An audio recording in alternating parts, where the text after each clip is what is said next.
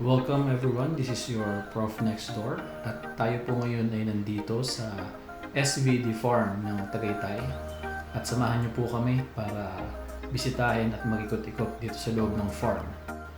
We are greeted by very nice weather at ramdam na ramdam dito yung usual na lamig ng Tagaytay. So tara, maglakad-lakad tayo sa loob.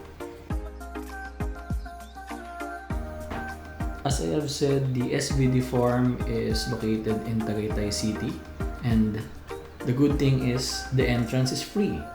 So pwede tayong pumunta rito anytime at you can bring your friends and family with you. So ano bang pwede natin gawin dito sa SVD farm aside sa mag-ikot-ikot? So ano nga bang mga activities ang pwede natin gawin dito sa SVD farm? So unang-una, this is the perfect place for your retreat, for your reflection dahil very peaceful yung lugar. Marami kayong mga ibon na maririnig and of course, the plants and trees na makikita nyo rito will really give you the feeling na you are free and you are at peace. They have cottages here that you can rent, so pwede kayong mag-relax at umupo together with your family habang kumakain. And may iba't ibang sizes from small ones to big ones depending on the size of your group. They also sell different products na galing dito sa farm nila. Merong fruits and vegetables and then of course, meron din silang kainan dito where you can order different kinds of food. We are now heading towards their farm. So makikita nyo rito, kaliwat kanan meron silang tanim na kalamansi. And I also saw cabbages. May nakita rin ako dito na lettuce. At meron din silang pechay. And ayan, iba't iba pang klase ng mga vegetables that I'm sure you will be really enticed to buy if you have the budget dahil the plants look all healthy and masarap kainin. So let us walk around some more dito sa loob ng SVD Farm and explore pa natin yung ibang areas nila.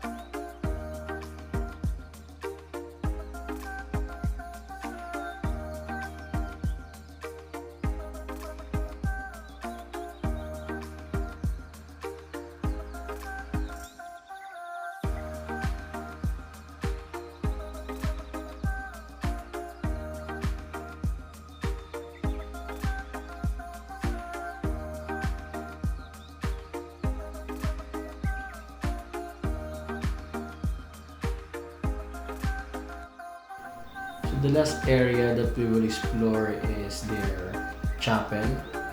So, makikita nyo rito that the place is really quiet and very peaceful. So naririnig nyo lang yung huni ng mga ibon.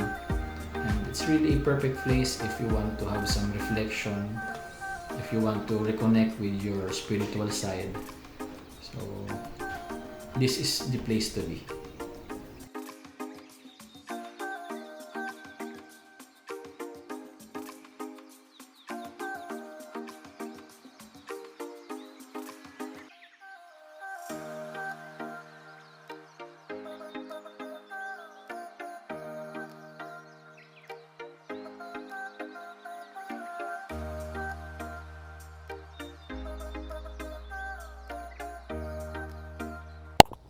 So this concludes our SVD trip. So this is a highly recommended place if you are into uh, retreat or naghahanap ka ng place na tahimik at to reconnect with our spiritual self and with nature. So that's all. This is your Prof Next Door, and see you once again on our Prof Next Adventures. Take care of yourselves and take care of each other.